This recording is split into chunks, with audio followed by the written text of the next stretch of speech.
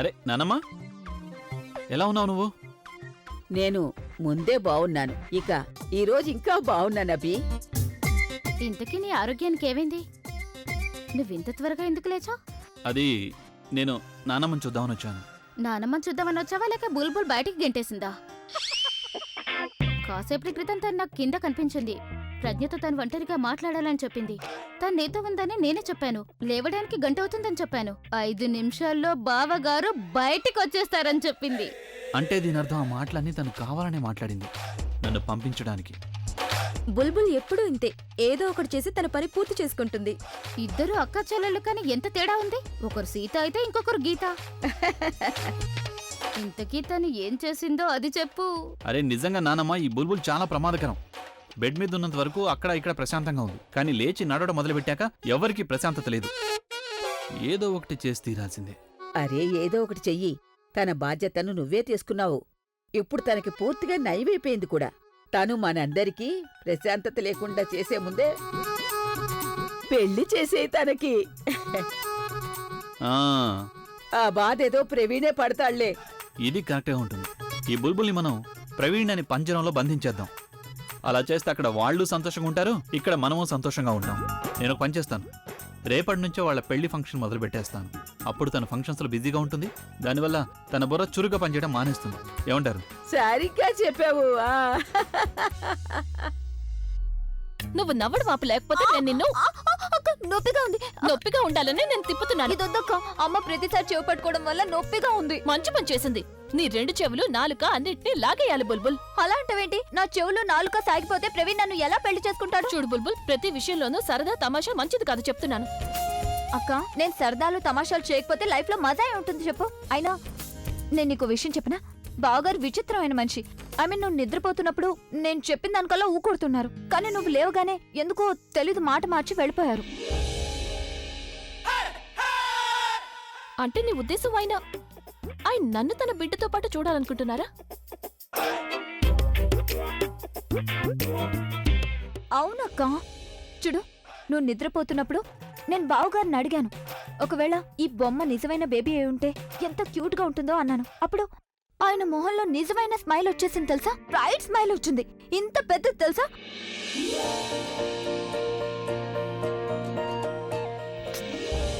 బావగారి స్మైల్ ని తర్వాత ఇమాజిన్ చేసుకోవచ్చు. దానికి నీ దగ్గర బోల్డ్ అంత టైం ఉంది. అక్క, నేను నీతో చాలా ఇంపార్టెంట్ విషయం మాట్లాడాలి. దేని గురించి? అదే, ఇదంతా ఇంత త్వరగా ఎలా జరిగింది? చూడు, నువ్వు అడవిలో బావగారికి ప్రపోజ్ చేశానని మాత్రమే చెప్పావు. మరి ఉన్నట్టుండి నువ్వు తల్లివెలా అయ్యో?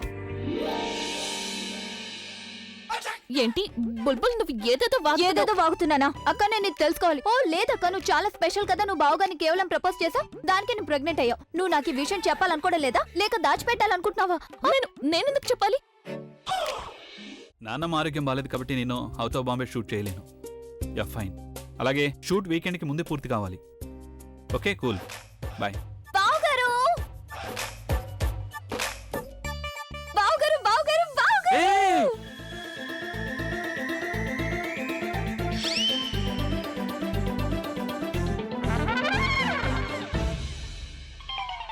బావగారు, ఫోన్.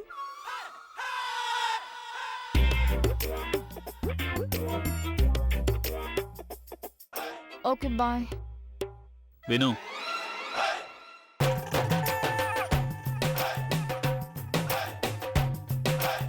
అవన్నీ మాట్లాడాల్సిన అవసరం ఏమొచ్చింది? మీ అక్కతో నువ్వు ఒంటరిగా మాట్లాడాలని చెప్పుండొచ్చు కదా, నేనే వెళ్ళిపోయావాణ్ణి. అవన్నీ చెప్పాల్సిన అవసరం ఏమొచ్చింది? బావగారు, ఏదైనా పనిని వంకర్గా చేస్తే మజా వస్తుంది కదా, ఆ పనిని మనం తిన్నగా చేస్తే అంత మజాగా అనిపించదు.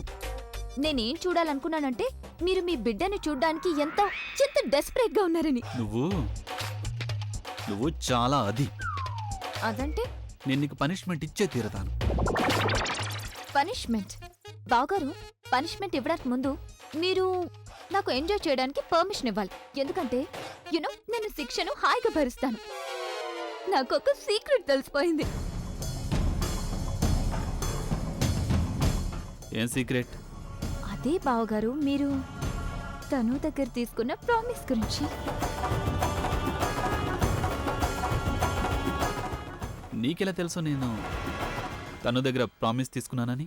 బావగారు, నేను ఇండియాలో పుట్టాను కాబట్టి ఏం కాలేదు. కానీ ఒకవేళ స్టేట్స్ లో పుట్టుంటే లేడీ జేమ్స్ బాండ్ కి తక్కువ కాను. ఐ మీన్ అతని సినిమాలన్నీ నేను చూసేదాన్ని. యు నో కదా, I'm good in detection. Detective పని అంటే దీని అర్థం నీకు అన్నీ తెలుసు. నీకేం అనిపించట్లేదా? దీనిని నువ్వు ఇష్యూ చేయడం లేదా?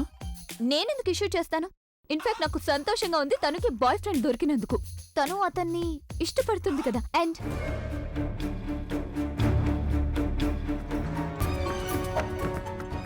అండ్ బావగారు, జస్ట్ ఇమాజిన్, ఐ మీన్ ఇక మీకు అక్కకి ఉన్న రిలేషన్షిప్ కి మధ్య ఎవరూ రారు, నాట్ ఈవెన్ తను. ఎందుకంటే తను ఎవరినైతే ఇష్టపడుతుందో ఆ అబ్బాయితోనే ఉంటుంది కదా. అండ్ ఇమాజిన్ మీకు అక్కకి మధ్య ఉన్న రిలేషన్షిప్ కి ఎలాంటి సమస్య ఉండదు. ఏంటి బావగారు, ప్లీజ్ మీకు ఏమీ తెలియనట్టు ఇలాంటి ఎక్స్ప్రెషన్స్ ఇవ్వకండి. మీరు ఆ అబ్బాయిని కలిసారు కదా, తన్ని రిజెక్ట్ చేశారని కూడా తెలుసు. కానీ బావగారు ఎందుకు రిజెక్ట్ చేశారు? మీరైతే అతన్ని సెలెక్ట్ చేయాల్సింది కదా. అప్పుడు తను ఆ అబ్బాయితో హ్యాపీగా సెటిల్ అయిపోయేది. తన్నుకి బాయ్ ఫ్రెండ్ ఉన్నాడు, పైగా నేను అతన్ని కలిశాను. బావగారు, ప్లీజ్ మీరు టెన్షన్ పడకండి. రహస్యం గురించి తెలుసుకోవడం నాకు ఎలా వచ్చో అలాగే దాన్ని దాచడం కూడా తెలుసు. You know I'm talented. కానీ మీరు ప్లీజ్ అక్కకి తన్నుకి ఇది చెప్పకండి. నేను ఈ సీక్రెట్ మీకు చెప్పేశానని. ఓకేనా? థ్యాంక్ యూ బావగారు. బాయ్.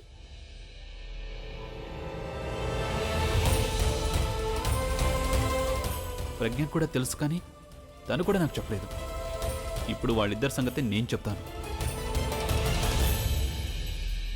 అమ్మా, నేను తయారైపోయాను. చూశానులే నేను.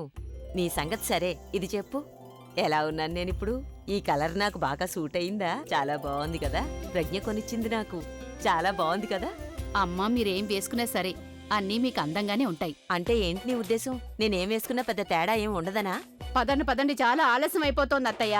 ఇదిగో జానకి, ఇది బయట పెట్టి నేను మిగతా సామాన్లు తీసుకొని వస్తాను. అలాగే. ఆలస్యం అవుతుంది అత్తయ్య, అక్కడ ప్రజ్ఞ ఎదురు చూస్తూ ఉంటుంది. సరళా, నువ్వు ప్రజ్ఞను కలవడానికి ఎందుకింత కంగారు పడుతున్నావు? నువ్వు తనని కలిసే వచ్చావు కదా, తనకి శుభాకాంక్షలు చెప్పావు, ఆశీర్వాదం కూడా ఇచ్చొచ్చావు. మేమిద్దరమే కదా పరాయి వాళ్ళ వెళ్తున్నావు. ఎంతో పాత కబురు విని శుభాకాంక్షలు చెప్పడానికి పక్కింటి వాళ్ళలాగా వెళ్తున్నావు. అదేంటి కూడా? మీరు ఈ విషయాన్ని ఎందుకు పెద్దది చేస్తారు? పొరపాటైంది, వదిలేయచ్చు కదా. ఎలా వదిలేయమంటావు? అరే, నీ ఇంటికి పెద్ద దిక్కుని కదా. ప్రజ్ఞకి నానమ్మని నాకే అందరికంటే ముందు తెలిసుండాలి కదా. అత్తయ్య, మీరు ఎందుకు అంత కోపడుతున్నారు? ఇప్పుడు ఇవన్నీ మాట్లాడడానికి ఇదా సమయం? చెప్పండి, తిరిగి వచ్చిన తర్వాత మాట్లాడుకుందాం. తిరిగి వచ్చిన తర్వాత కాదు, ఇప్పుడే మాట్లాడాలి నేను. సరళ, నువ్వు ఒక్కసారి ఆలోచించు. ఏదైనా పాత కబుర్ని ఎవరైనా కొత్తగా చెప్తే, పైగా ఆ కబుర్ని విన్నాక అదేదో పెద్ద తాజా కబురన్నంత సంతోషంగా ఉండాలని నువ్వు ఆశిస్తే ఎలా ఉంటుంది? అత్తయ్య, ఒక్క నిమిషం. మీరు అసలు ఏమంటున్నారు? పాతది కొత్తది అంటుంటే మీరేదో కూరలు పప్పులు ఉప్పుల గురించి మాట్లాడుతున్నట్టుంది. అలాగా? నీకు అర్థం కాకపోతే నేనే నీకు చెప్తాను. ఒక తాజా కబుర్ని ఎవరితో ఎలా చెప్పాలని. మన జానకుంది కదా, తను పెళ్లి కోసం ఒక అబ్బాయిని వెతికింది. పెళ్ళ? ఎవరి పెళ్లి కోసం? ఇంకెవరి పెళ్లి? తన పెళ్లి కోసమే. జానకి? ఇప్పుడు తెలిసిందా నీకు? మీరిద్దరూ ఎంత షాక్ అయ్యారో ఆ తాజా కబురు విని.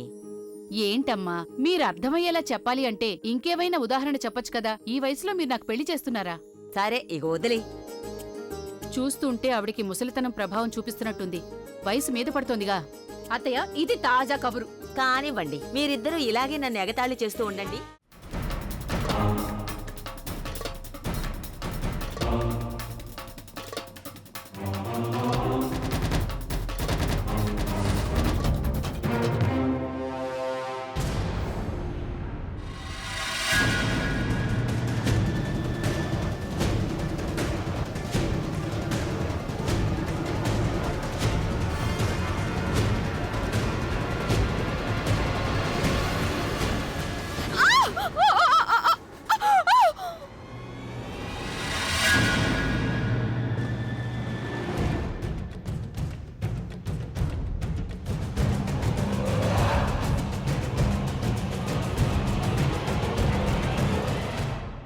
తను నువ్వు బానే ఉన్నావుగా? Yes, I'm fine.